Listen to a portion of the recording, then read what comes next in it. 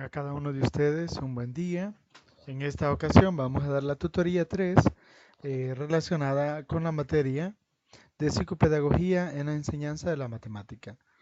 En esta presentación la ha elaborado la maestra, la licenciada Cidia Lorena Cruz.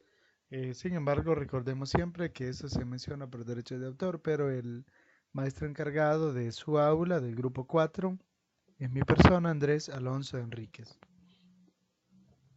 En esta ocasión vamos a estar hablando acerca de la diversidad en el aula, es decir, que dentro del salón de clase nosotros no tenemos únicamente un tipo de alumnos. Lastimosamente, nuestro salón de clase no es como una maquila, en el sentido de que en una maquila, una operaria, se dedica únicamente a un estilo, a un tipo específico de camisas o de pantalones. Entonces ella puede perfeccionar su técnica y sabe que no le va a variar. En el caso de nosotros, cada estudiante es un mundo al cual debemos de atender.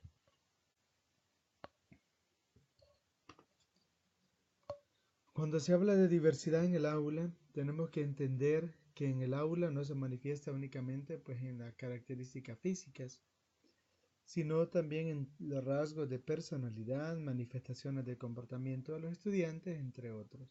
Los estudiantes difieren de sus ritmos para captar la información.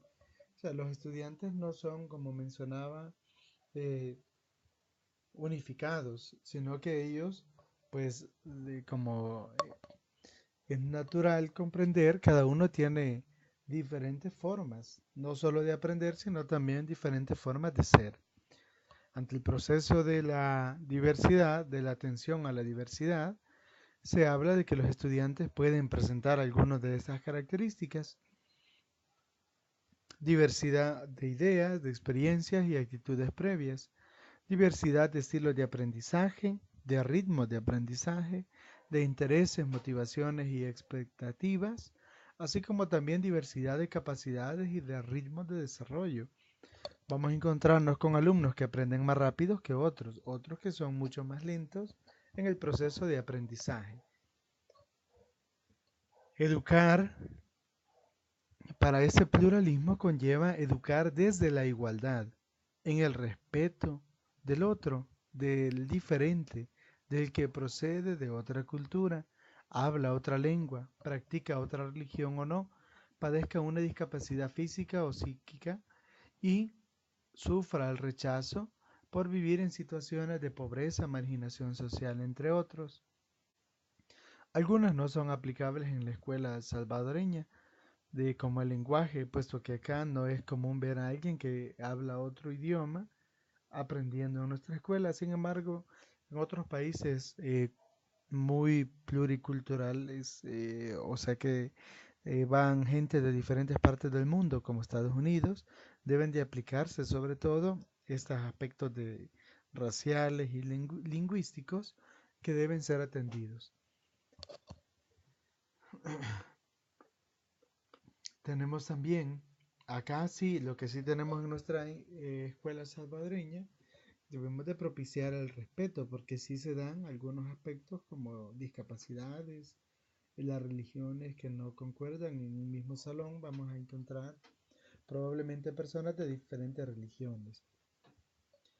El docente debe plantearse y definir sus convicciones sociales, culturales y pedagógicas, es decir, debe explicar cuáles son sus valores y metas para elaborar una propuesta de actuación coherente con lo expresado. El maestro no debe de decir esto es la religión, la única religión buena, esta es la única religión correcta o aspectos así, sino que de manera general sí debe de emitir algunas valoraciones.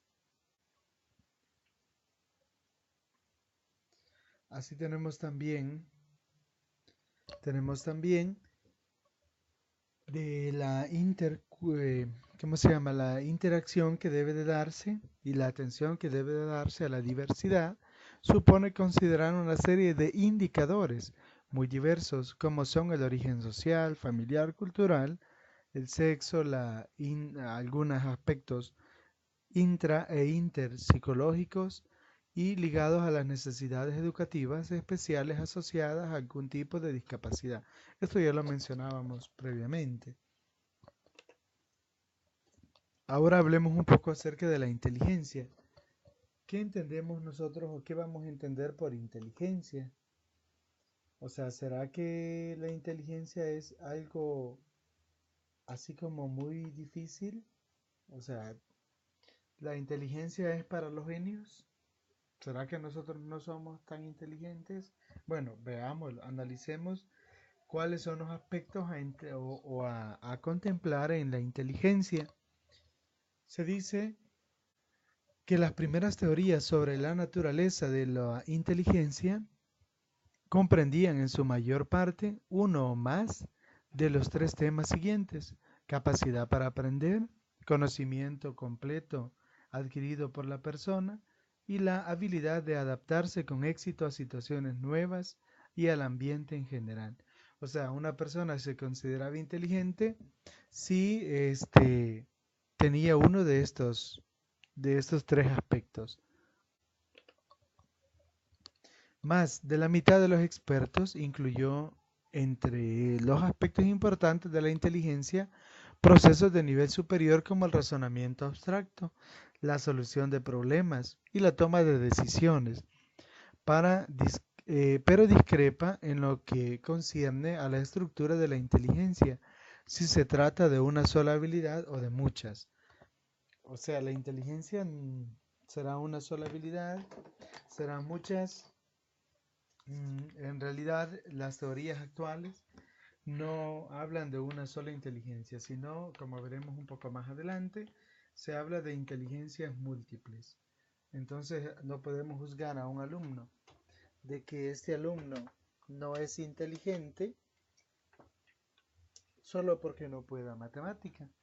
O sea, o vamos a decir, este alumno no es inteligente solo porque ese alumno tenga dificultades en en aspectos como por ejemplo del lenguaje.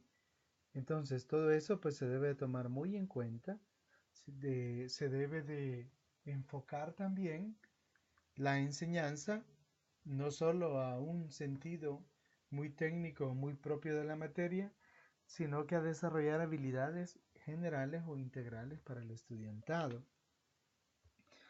Alrededor de 1905, el francés Alfred Binet elaboró una escala para evaluar el grado de retardo mental de los niños de su país. Como vemos, desde 1905 ya se viene tratando de medir aspectos cognitivos o aspectos del desarrollo. En este caso, este señor Alfred Binet, él creó, desarrolló, digamos, como un examen para medir el grado de, en este caso le dice de manera negativa, pero grado de retardo mental, aunque diríamos ahora el coeficiente intelectual. Entonces, estos aparatos pues trataban de medir, digamos, si había un problema psicológico o si no había un problema psicológico. Algunos teóricos consideran que la inteligencia es una habilidad básica que influye en el desempeño de todas las tareas de índole cognitivo, por lo que una persona inteligente hace un buen trabajo al resolver problemas matemáticos, explicar poesía, escribir ensayos para un examen de historia y de solucionar acertijos. Acá se está viendo la inteligencia como algo integral y no como algo por separado. Por otra parte, Charles Spearman en 1927 propuso la existencia de un factor o atributo mental, al que llamó G o inteligencia general, que se utiliza para realizar cualquier prueba mental, pero añadía que cada instrumento requiere de alguna, además de G, algunas habilidades específicas, no solo las habilidades generales. Vemos entonces que ya desde 1927, aparte de las habilidades generales, tenemos otras específicas como era lo mecánico, lo verbal, lo numérico y lo espacial, que estarán muy relacionadas con lo que Gardner definirá posteriormente. Un dato importante, vemos acá por ejemplo en la escala del CI de Einstein era de 160, cuando que el 145 se considera una clase de superdotado. Por supuesto, sabemos el nivel de Einstein.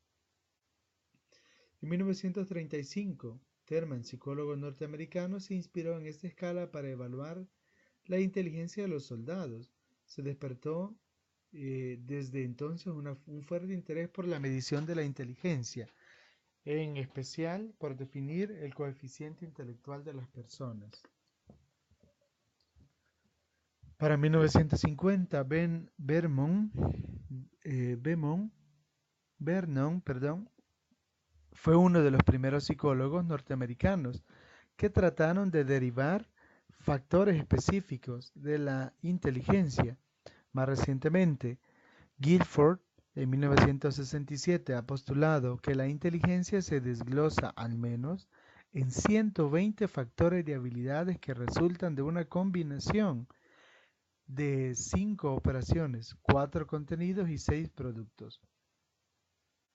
Para 1982, Haygood la define como multidimensional, determinada por factores múltiples y el resultado de la interacción de los factores genéticos y de la experiencia del sujeto, que responde a las valoraciones que introduce el ambiente social y físico, que es eminentemente educable.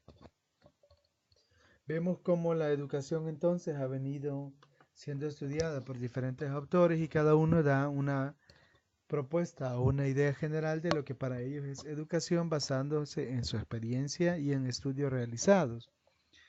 Si se habla entonces de enfoques multidimensionales, enfoque constructivista y retomamos por ahí a Piaget, estos enfoques multidimensionales no la define como un rasgo único. La inteligencia permite una comprensión más cualitativa e integral. No tacha a un individuo de poco o mucha inteligencia y no se considera una característica inmutable. O sea, es decir, sí puede variar.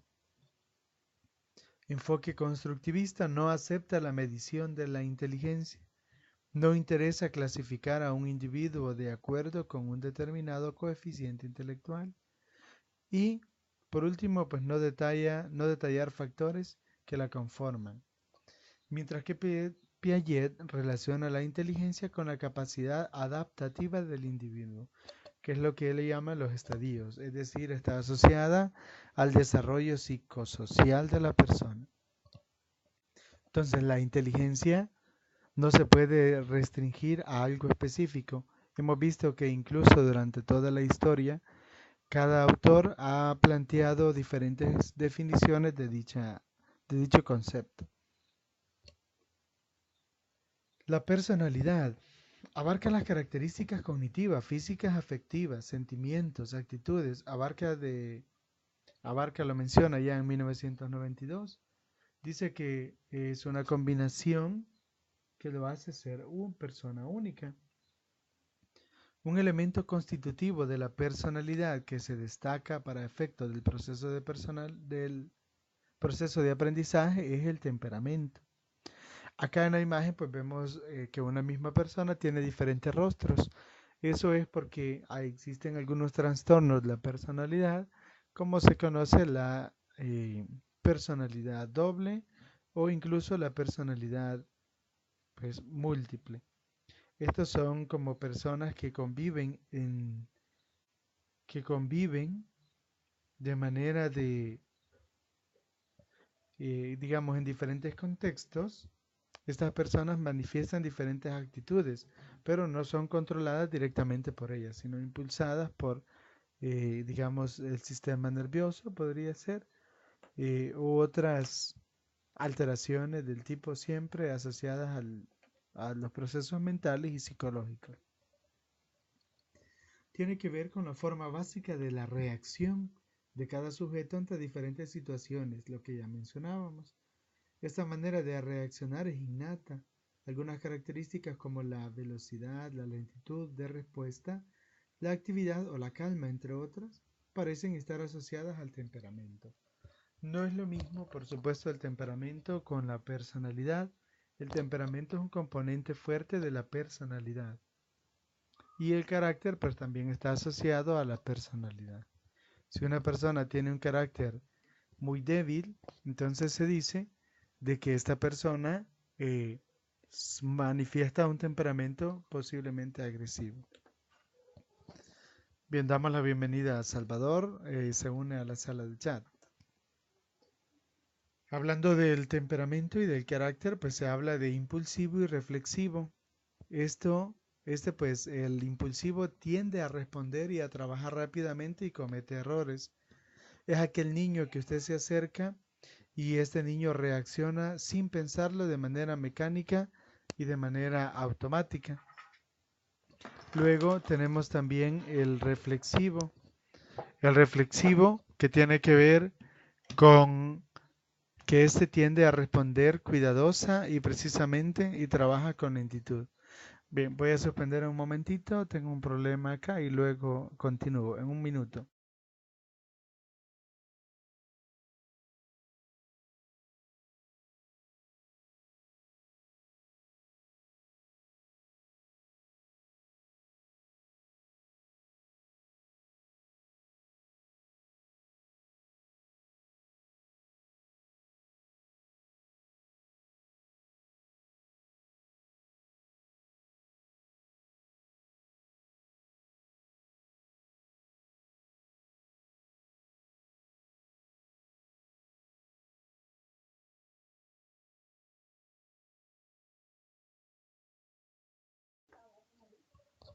Va muy bien, continuamos, perdón, era una falla acá. Este, tenemos entonces, decíamos que el niño o un estudiante, este, que sea impulsivo, es aquel que el maestro le llama la atención y él reacciona de forma violenta, de forma inmediata. Por otro lado, el reflexivo tiende a responder cuidadosamente y precisamente y trabaja con un poquito más de lentitud. ¿Por qué? Porque él lo hace basándose en algunos aspectos ya como el análisis, la crítica, y no actúa por impulso. La atención a la diversidad en el aula y las adaptaciones del currículo.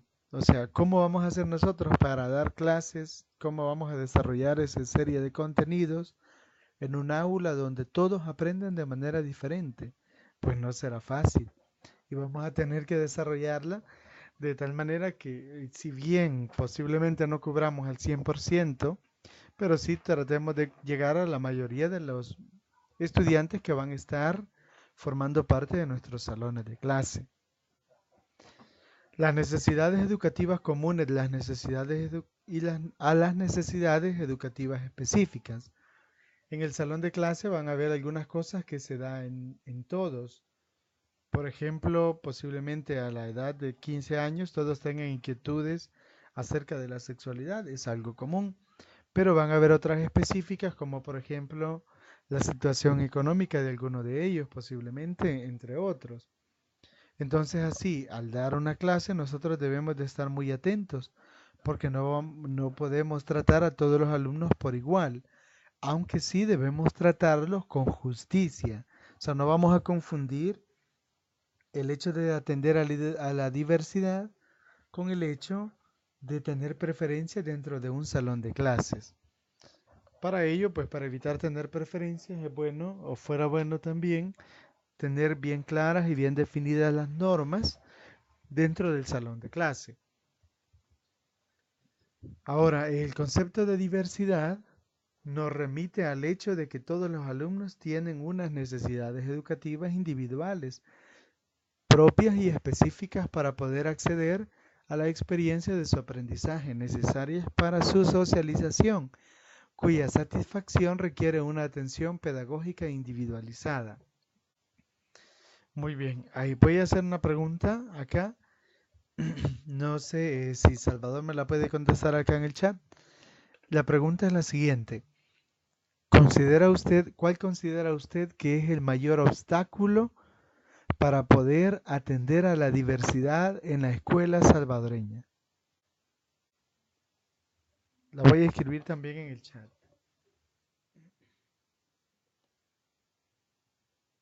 ¿Cuál considera usted que es el mayor obstáculo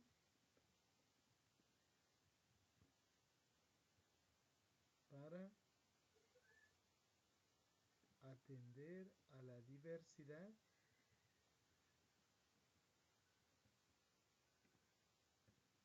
en la escuela salvadoreña.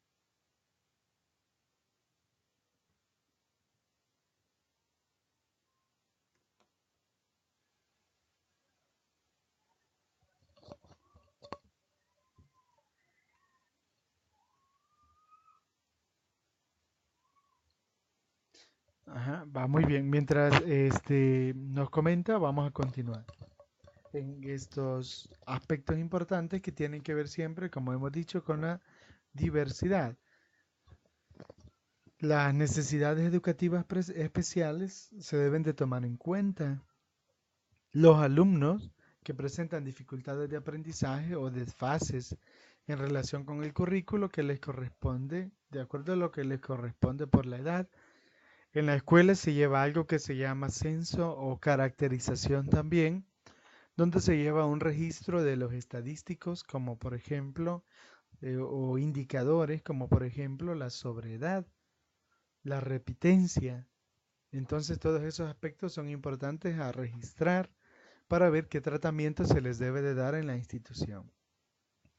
Medios de acceso al currículo, adaptaciones en el currículo mismo y o una atención especial a la estructura social y clima emocional en que tiene lugar el hecho educativo. En El Salvador, la educación necesita de muchos aspectos a mejorar. Uno de ellos es la integración. Ahora se habla mucho de la escuela inclusiva, entonces, en donde se dice que se tiene que contemplar o se tiene que dar la oportunidad de que todas las personas, los estudiantes, sean estos con alguna discapacidad física o no, ellos puedan ser parte de la escuela tradicional, en el sentido el de la escuela común, no de una escuela especial. Tenemos que la respuesta a la diversidad en el currículo escolar, pues debe de contemplar algunos aspectos. Dice, tradicionalmente la escuela se ha centrado en la satisfacción de las necesidades educativas comunes. Y eso pues así ha sido durante mucho tiempo. Y ahora, en la actualidad, se está tratando de incluir algunos aspectos que desarrollen o que tomen en cuenta la individualidad del estudiante. Sin embargo, no es fácil. Y no es fácil porque tenemos algunos aspectos que no se pueden cambiar. Uno de ellos que podría también influir para responder a la pregunta es la cantidad exagerada de estudiantes que muchas veces están en los salones. Entonces, estamos hablando de en algunas instituciones 50 estudiantes en un salón, son 50 personalidades diferentes, son 50 conductas propias e individuales, 50 tipos de aprendizaje diferentes o formas de aprendizaje de los alumnos, los cuales pues nos indican que difícilmente se podrá dar una clase personalizada, pero sí se podrán tomar en cuenta por lo menos algunos aspectos y formar o tratar de asociar algunos grupos que aprenden de alguna manera similar o algo así. Ahora, obviamente, dice, un currículo abierto y flexible es una condición fundamental para dar respuesta a la diversidad. Nos comenta, nos comenta Salvador, nos dice, nos dice que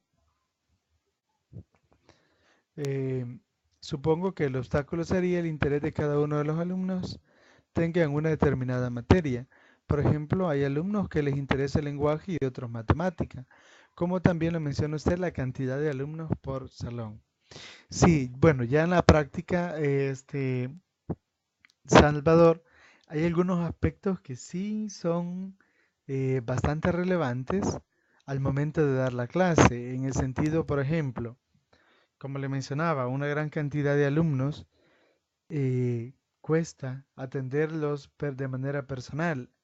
Ahora, si uno como maestro va a dar todas las materias a un grupo, digamos, de segundo grado, se facilita un poco más.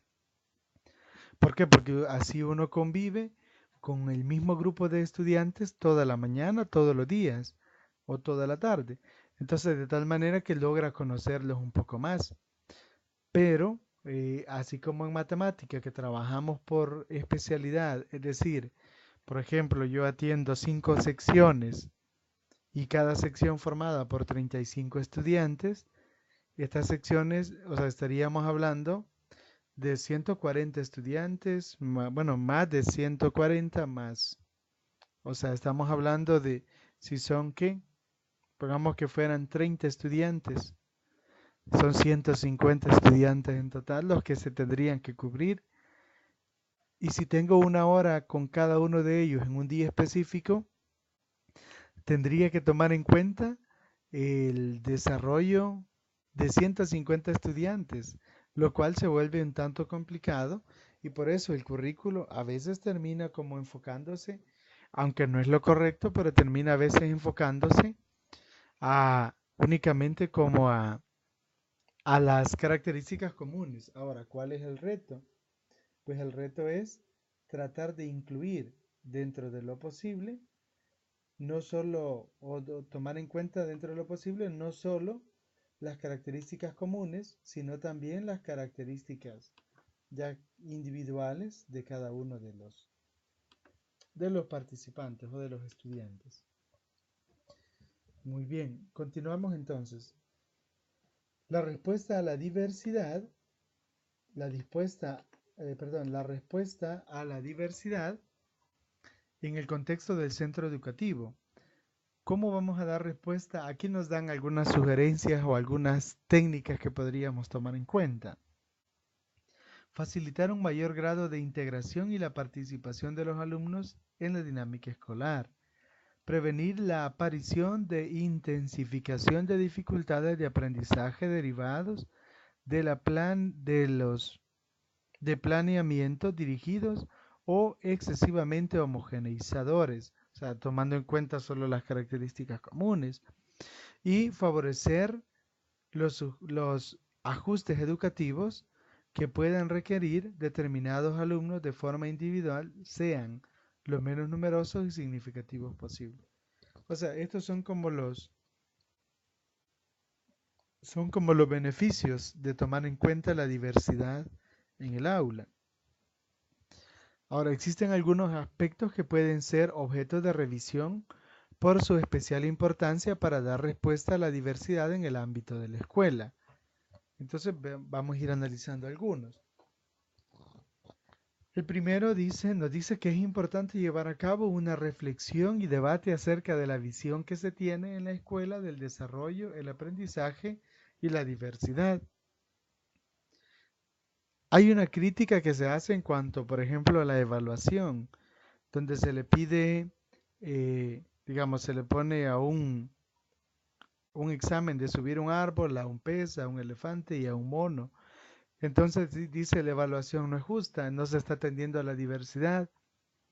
Ahora, los estudiantes también tienen diferentes tipos o ritmos de aprendizaje.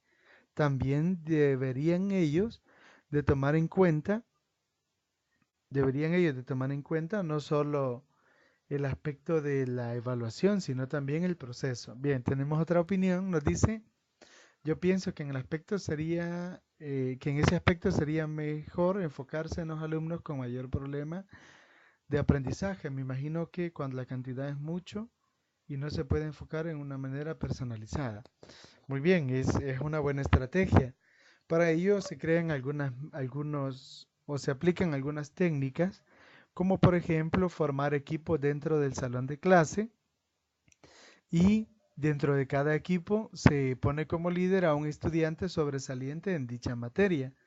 Entonces él sirve de apoyo para tratar al menos de no personalizar como individuo, pero sí al menos darle una atención como grupo, que ya tendríamos acceso un poquito más a ver algún ritmo de aprendizaje propio. Para ello hay una metodología activa que se usa en este momento que se llama las guías APA. Entonces las guías APA tratan de como de desarrollar una habilidad o de tomar en cuenta la particularidad que bien a veces no del individuo, pero sí del grupo. Tenemos otro, dice que dice que tenemos que, en como un segundo aspecto, que hay que asegurar que el currículo de la escuela sea lo más amplio, equilibrado y diversificado posible. Bueno, hay un currículo que se llama el currículo prescrito. El currículo prescrito es el que ya se manda del MINED central que se ha elaborado y ese es el que se debe de desarrollar en las escuelas. Sin embargo, dentro del currículo prescrito hay también algo que se llama la flexibilización del currículo. O sea, el currículo flexible significa entonces que este se puede modificar o se puede, digamos, este se puede adaptar a una situación específica que le permita lograr un objetivo pues beneficioso para los estudiantes al final. Como tercero, una escuela para la diversidad implica aprovechar al máximo los recursos materiales y humanos disponibles y una adecuada organización de los mismos. O sea que es todo un reto atender a la diversidad. Como un cuarto punto, dice que también está relacionada con la identificación de las dificultades de aprendizaje, las valoraciones, las necesidades educativas especiales y las adaptaciones curriculares individualizadas. Por último, tenemos un quinto aspecto que dice que es importante crear un buen clima dentro del centro que favorezca el desarrollo institucional. Un alumno que se sienta amenazado dentro de su salón de clase, pues posiblemente no va a aprender. O sea, yo tuve una vez un estudiante que me dice, mire, hoy que venía me asaltaron, me empujaron, o sea, en el cantón de donde él salió, dice que lo tiraron a un cerco de esos de púa. Y bueno, y ahorita me dice, estoy pensando que a la hora de salir no sé cómo voy a hacer para llegar a la casa. Entonces, ¿cómo un alumno que vive un ambiente así o viene de una situación así va a estar enfocado en aprender algo? Sobre todo, tal vez en aprender matemática. Posiblemente él esté más enfocado en buscar una estrategia para sobrevivir y resolver el problema inmediato en el que se encuentra. La respuesta a la diversidad en el contexto del aula. Dar respuesta a la diversidad significa romper el esquema tradicional en el que todos los niños hacen lo mismo, en el que en el mismo momento, de la misma forma y con los mismos materiales. O sea, se supone que la diversidad, por ejemplo, usted le dice a un niño dibuje una flor, entonces este niño, usted simplemente le deberá dar esa indicación, dibuje una flor, pero ¿quién va a determinar qué tipo de flor es la que va a hacer? Deberá ser el niño. ¿Quién va a determinar, por ejemplo, qué tipo de colores le va a dar a la flor? Deberá ser el niño. En ese sentido es que se debe de dar esa libertad, porque por supuesto, si estamos en matemática, no podría decirle yo, usted me va a resolver ecuaciones, pero usted el teorema de Pitágoras, usted otro, o sea, porque eso va a generar desorden. Lo que sí se puede tomar en cuenta es, por ejemplo, dar un listado de 10 ejercicios y decirle al estudiante, va, ustedes me van a resolver 3 de ellos, elijan los que ustedes quieran. Y ahí sí podríamos nosotros pensar que el alumno que es aventajado resuelva los más difíciles y el alumno que muestra dificultad a lo mejor resolverá los más fáciles. Elementos que pueden ser más relevantes para lograr el propósito señalado, o sea, se refiere a a lo que estamos hablando, que es la atención a la diversidad.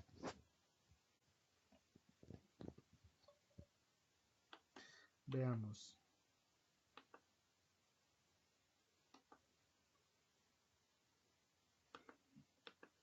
Tenemos problemas acá. Aquí está. Entonces tenemos, por ejemplo, algunos elementos de los que se mencionan, de los que estamos acá como analizando. dice que son los que pueden ser más relevantes para lograr el propósito de la diversidad. Dice, como un literal A, los profesores han de conocer bien las posibilidades de aprendizaje de todos, los alumnos, los factores que facilitan el mismo y sus necesidades educativas más específicas. Eso pues es un gran reto, como ya mencionaba. Se puede lograr, sí, pero es más fácil cuando el maestro atiende un mismo grado y entonces los 25 o 30 estudiantes los ve en diferentes contextos. B. Ayudar a todos los alumnos a construir aprendizajes significativos. Esto sí se puede hacer, aún con una gran cantidad de estudiantes. Generar o programar actividades de tal manera que estas actividades promuevan el autoaprendizaje y que éste sea significativo. Organizar las experiencias de aprendizaje de forma que todos los alumnos participen y progresen en función de sus posibilidades. Les vamos a pedir, por ejemplo, a los alumnos que hagan algo, pero eso no necesariamente que sea para mañana. O sea, es posible que les diga, vamos a construir esto y cuando ya lo tengan me lo presentan. La fecha límite es tanto para respetar la rapidez con la que uno u otro lo pueda hacer. Ofrecer variedad de experiencias y actividades que permitan trabajar determinados contenidos con diferentes grados de complejidad e incluso contenidos distintos. Esto se refiere, por ejemplo, el caso que les planteaba del lenguaje, una maestra que solo hace 2 exámenes y el examen trimestral, los estudiantes que no son buenos para un examen salen mal siempre. Mientras que si en la evaluación se incluyen una diversidad de actividades, como por ejemplo actividades de tipo dramatización en caso del lenguaje que ponemos como ejemplo, o en matemáticas si queremos ver el desarrollo de un pequeño taller de un material didáctico, una pequeña exposición de un tema sencillo, entre otros. Entonces debe tomarse en cuenta para atender a todos los estudiantes y potenciarles sus diferentes habilidades. Dar oportunidades para que practiquen y apliquen de forma autónoma lo aprendido. Crear un clima de respeto y valoración entre los alumnos. O como les mencionaba, si los alumnos entre ellos no se respetan y nosotros como maestros permitimos eso, eso va a ir en contra del desarrollo del conocimiento que queremos nosotros lograr. En sentido restringido, las adaptaciones curriculares individualizadas se pueden entender como un proceso de toma de decisiones compartido tendiente a ajustar y completar el currículo común para dar respuesta a las necesidades educativas especiales de los alumnos y lograr su máximo desarrollo personal y social.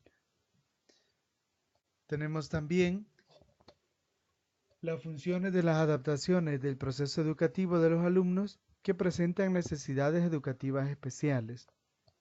Esto es bien difícil, pero sí se puede incluir un alumno que tenga un problema ya diagnosticado de aprendizaje.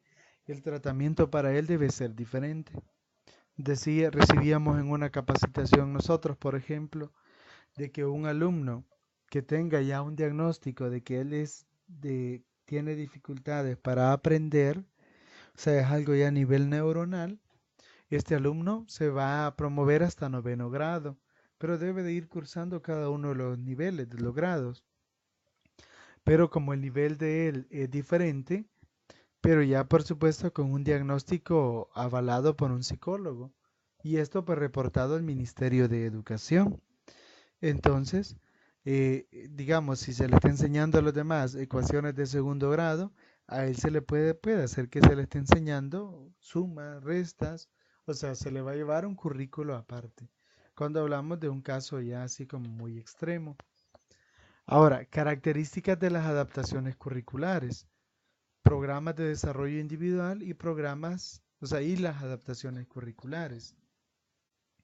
Los programas de desarrollo individual dice que se centran en compensar las dificultades de los alumnos, como lo que mencionaba, pero no se preocupa de las modificaciones que ha de introducirse en las respuestas educativas para facilitar el desarrollo y aprendizaje de los alumnos. Son elaboradas por especialistas y no están vinculadas con las programaciones del grupo de clase, exactamente lo que mencionaba como ejemplo. Y las adaptaciones curriculares son un nivel más de planificación curricular, por tanto, tienen los mismos componentes que cualquier programación. O sea, en este caso una adaptación es menos que un programa de desarrollo individual.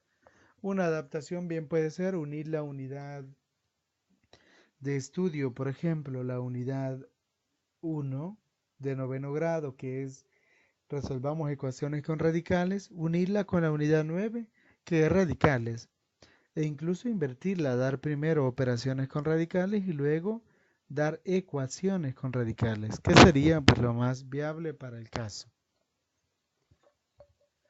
El continuo, eh, el continuo de la adaptación del currículo, los medios de acceso al currículo. Acá se debe tomar en cuenta las condiciones, para hacer las adaptaciones, ¿verdad? Se debe tomar en cuenta una diversidad de aspectos y ahí se mencionan algunos. Y tenemos también las adaptaciones no significativas. Estas adaptaciones eh, no significativas son modificaciones que se realizan en los elementos no prescritos del currículo oficial. Y están las significativas, que son como las que mencionaba, que es así, ya se modifica el currículo prescrito. Luego, fases y componentes del proceso de adaptación curricular. Realizar una evaluación del alumno en interacción con el contexto escolar. Determinar las necesidades educativas especiales. Concretar la propuesta curricular para dar respuesta a las necesidades del alumno. Previsión de recursos materiales, ayudas personales y modalidad de apoyo. Colaboración con la familia, realizar un seguimiento de las adaptaciones realizadas. Bueno, eso es una idea, no es que sea algo estrictamente diseñado y que así se deba de desarrollar o de aplicar la adaptación. Se pueden considerar 4 etapas fundamentales en el proceso de la adaptación curricular: la evaluación inicial, psicopedagógica, identificación de las necesidades educativas especiales, re- respuestas educativas y el seguimiento. Igual, si hay una propuesta pero no se le da el debido seguimiento, difícilmente también va a tener un efecto adecuado. Tenemos entonces acá la descripción de cada una de ellas. Pues no las vamos a discutir una por una, pero ahí está cada una de ellas. La puede analizar usted ya cuando tenga la presentación. La respuesta a la diversidad, un trabajo colaborativo. ¿Puede un maestro solo atender una diversidad? Probablemente no. Sobre todo, como hemos mencionado, cuando es una carga por especialidad, en donde esta especialidad no atiende al mismo grupo de alumnos en una sola jornada. Entonces, se habla de estrategias de individualización de la enseñanza y la progresiva integración de los alumnos con necesidades educativas especiales en la escuela común. Entonces, ese es como lo que se está tratando de introducir. Se habla de una inclusión, pero para ello pues se necesita el apoyo de todos, tanto de profesores, padres de familia, los propios alumnos y profesionales de apoyo, como psicólogos, entre otros, y por supuesto los padres de familia. Muy bien. Ahora entramos ya al campo de las inteligencias múltiples. El máximo exponente de las inteligencias múltiples es el que conocemos como Howard Gardner. 1983, él plantea lo de las inteligencias múltiples. Él establece que las personas no aprendemos todas de la misma manera y que no va a ser un alumno, no se va a llamar a un alumno que no es inteligente porque no puede matemática, pero es un experto en violín, por ejemplo. Entonces, él no va a ser matemático, es claro que no, pero no significa que no sea una persona inteligente. Él plantea y organiza su teoría de las inteligencias múltiples en cuanto a las raíces, o sea, las raíces biológicas de cada capacidad. Hace un estudio profundo de cada una de las inteligencias que él plantea, como vamos a ver cada una de ellas. Él plantea la lingüística, la lógico-matemático, que es la que a nosotros pues que nos gusta más, la inteligencia espacial, que tiene que ver, bueno, si lo vamos a ir asociando así brevemente, la lingüística, que tiene que ver con el desarrollo del lenguaje, la lógica matemática, que tiene que ver con esa sensibilización de los patrones lógicos o numéricos, la espacial asociada a aspectos como por ejemplo capacidad para pensar en tres dimensiones, o sea, algo que tiene que ver también con la ubicación en el espacio, orientación y todo. La cinético corporal está asociada al juego, a la educación física, a los movimientos, o sea, más que todo está enfocada a lo motor. La musical, como ya mencionábamos, a reproducir y apreciar los ritmos.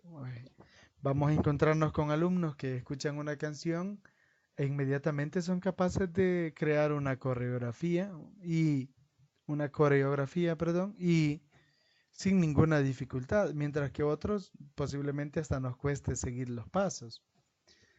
La inteligencia intrapersonal, que esta sí ya va a interpersonal, perdón, que es la que tiene que ver con la forma de responder adecuadamente a los estados de ánimo, los temperamentos, las motivaciones y deseos de los demás. O sea, está relacionada con el contexto, o sea, con el medio en que se desarrolla. Una persona que tenga una inteligencia interpersonal es capaz de entablar una relación de amistad sin mayor dificultad. Pero también está la intrapersonal que tiene que ver más que todo con su propia vida, no tanto con la interacción con los demás, sino con la toma de decisiones personales y otros. Y la inteligencia naturalista, pues hablamos por mencionar a alguien, a esta gente que se dedica toda su vida a hacer estudios de la naturaleza. Entonces ellos han desarrollado esa habilidad y la explotan. Ellos encuentran en el mundo natural una felicidad al apreciar cada una de las cosas que lo forman. Y bueno, se puede ir mencionando algunas características de cada una de ellas. Por ejemplo, de la lógico matemático, este, se habla de que hacen uso del hemisferio lógico del cerebro y pueden dedicarse a las ciencias exactas. De los diferentes tipos de inteligencia, este es el que más se acerca al concepto tradicional de inteligencia. Por lo que mencionábamos también anteriormente de que alguien se dice que es inteligente si esta persona es buena para matemática, por ejemplo. Ahora, aquí vemos que era un concepto tradicional, ¿verdad? Esto, pues, debe de analizarse también bajo capacidades implicadas, habilidades relacionadas y habilidades relacionadas. Por ejemplo, una persona que tenga esta inteligencia tiene capacidad para utilizar el método científico, mantener largas cadenas de razonamiento, identificar modelos, calcular, etcétera. ¿Cómo vamos a ver si o a qué se puede asociar esta inteligencia? Al descubrimiento científico, a las teorías matemáticas, cálculos. ¿Quiénes la usan? Los economistas, ingenieros, científicos y matemáticos. La escuela ideal de Gardner se basa en dos hipótesis. La primera, no todos los alumnos tienen los mismos intereses y potencialidades. Cada uno aprende a su manera. Y otro, nadie puede aprender todo lo que existe para aprender. O sea, es una exageración pensarlo. Entonces Howard Gardner dice, el alumno no hay que verlo como que tiene que ser capaz de aprender todo, pero sí hay que garantizar que aprenda algo y que lo desarrolle. Y lo que va a aprender es en base a la habilidad que él tenga más desarrollada. Así, por ejemplo, esto me recuerda a una historia que contaba uno de los asistentes técnicos de mi escuela, que consiste en la siguiente. Dice que una madre de familia se acerca al ministro español y le pregunta, mire, ¿y qué puedo hacer yo para que mi hijo aprenda ciencia porque la va reprobando? Y yo quiero pagarle horas clases para que no la repruebe, dice la madre de familia.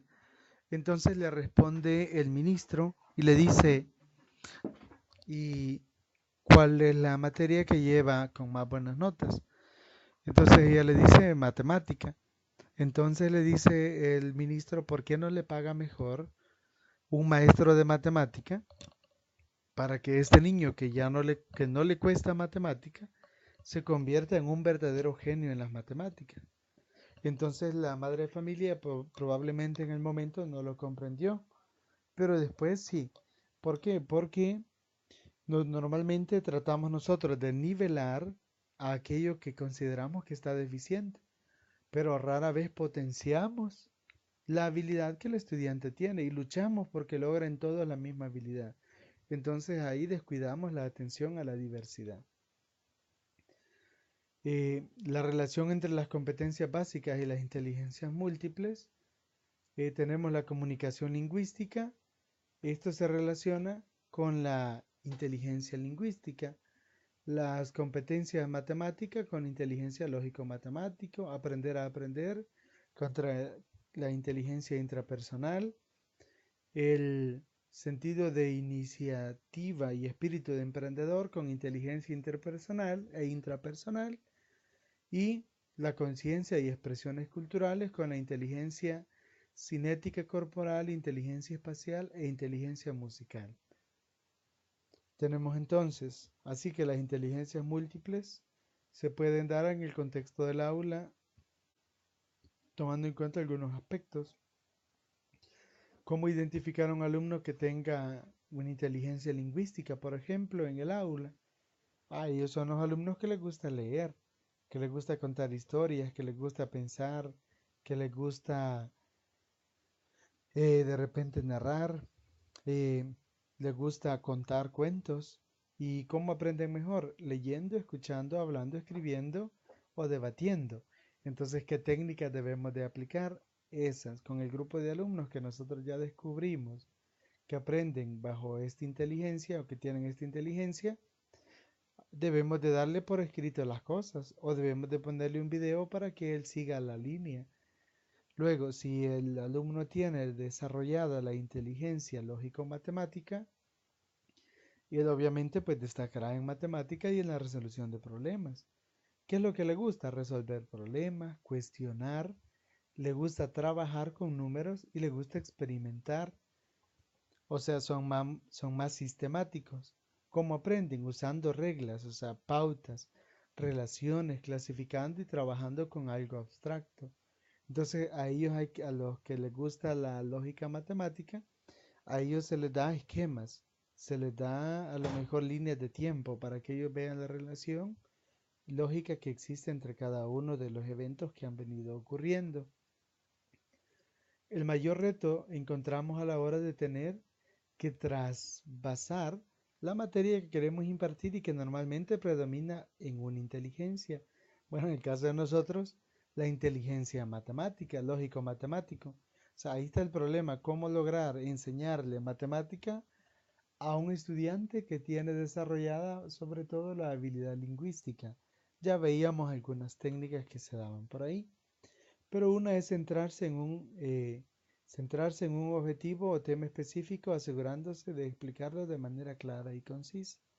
Formular preguntas clave de inteligencias múltiples, es decir, preguntas como ¿puede introducir conceptos, o sea, numéricos, como puede visualizar recursos visuales, etcétera? Es decir, integrar actividades que le garanticen al alumno, de acuerdo a su inteligencia, aprender el concepto que se va a estar desarrollando. Ahí dan algunas técnicas: tormenta de ideas, establecer un plan secuencial, poner el plan en práctica, entre otros. Las inteligencias múltiples en el área de matemática se refiere a un conjunto de conocimientos asociados a una primera aproximación a los números y formas, que se van progresivamente completando hasta construir un modo valioso para analizar situaciones variadas. Un alumno que tenga desarrollada la inteligencia lógico-matemática es un alumno que cuestiona, es un alumno que propone, es un alumno que discute. Entonces, ese alumno, por eso es que normalmente o históricamente se consideraba inteligente, porque es un alumno que al tener el desarrollo lógico-matemático, de alguna manera también se ve obligado a desarrollar lo lingüístico, por ejemplo. La inteligencia y la actividad en matemática, que es lo que hemos venido mencionando, cómo es que se pueden ir desarrollando cada una de ellas. Por ejemplo, si alguien tiene la inteligencia lingüística, en matemática hay que ampliar el vocabulario, tecnicismos, expresarse correctamente en lenguajes matemáticos, describir brevemente los razonamientos y comprensión lectora fundamental para la resolución de problemas, buscar biografías de matemáticos ilustres. ¿Por qué? Porque lo que le gusta es leer. Entonces hay que ponerlo a leer, pero hay que ponerlo a leer matemática. Bueno, si ya es lógico matemático, pues entonces creo que está más fácil, porque lo que hay que darle es lo que normalmente se da en matemática. Conocer los elementos básicos matemáticos, comprender una argumentación y seguir determinados procesos. Recordemos que a él le gustan los procesos ordenados. Ahora, integrar el conocimiento matemático con otros tipos de conocimientos, seguir cadenas argumentales, identificar las ideas básicas, estimar y enjuiciar la lógica y la validez de la argumentación, identificar la validez de los razonamientos, entre otros, como ya he mencionado. Si el alumno tiene la inteligencia espacial, entonces con él hay que desarrollar visualización, manipulación mentalmente o realmente de figuras en el plano y en el espacio, emplear mapas, diseñar planos, escalas, entre otros. Si tiene el cinético corporal, ahí hay que interactuar con la realidad para transmitir informaciones precisas, relaciones, las formas geométricas, por ejemplo, producciones artísticas, contar pulsaciones, calcular tiempo de determinada prueba física. O sea, hay que asociarle en este caso la matemática con actividades que requieran actividad y movimiento, puesto que eso es lo que él desarrolla o es la habilidad que él tiene desarrollada. Si un estudiante tiene desarrollada la inteligencia musical, ¿cómo le enseñamos matemática? Bueno, contar tiempos de frases musicales, por ejemplo, cuartas, octavos, escuchar las piezas, ritmos, binario, divisible, o sea, todo eso. Ordenación de los sonidos, representación gráfica de la duración de un sonido, matemática aplicada a la música. Puede ser, por ejemplo, los acordes, alguna combinación de acordes, un círculo, que se llama así en un determinado contexto de guitarra, por ejemplo. Luego, si una persona tiene desarrollada la inteligencia interpersonal, como ya mencionaba, no le cuesta trabajar, no le cuesta relacionarse. Entonces hay que ponerlo a trabajar en equipo, a exponer. Hay que ponerlo no solo a resolver un problema, sino a explicarle a los demás. Por último, o penúltimo, si alguien tiene inteligencia intrapersonal, hay que potenciarle la autonomía para utilizar herramientas matemáticas, verbalizar los procesos seguidos de la resolución de problemas, explicar su punto de vista en el desarrollo de la tarea, confiar en su propia capacidad dando argumentos para ello y demostrar las actividades personales implícitas en la matemática. Y por último, el naturalista, pues él sí, el naturalista, con él es de seleccionar técnicas adecuadas para calcular, representar e interpretar el medio natural en actividades de rastreo y de orientación. Hablamos de un plano cartesiano, hablamos acá también de que él represente o busque en el ambiente en el que está, en el medio, cómo se aplica matemática, por ejemplo, al momento de sembrar un árbol, en el huerto escolar, entre otros. Muy bien. Conclusión, entonces, no todos aprendemos de la misma manera. Debemos atender a la diversidad dentro de lo que sea posible.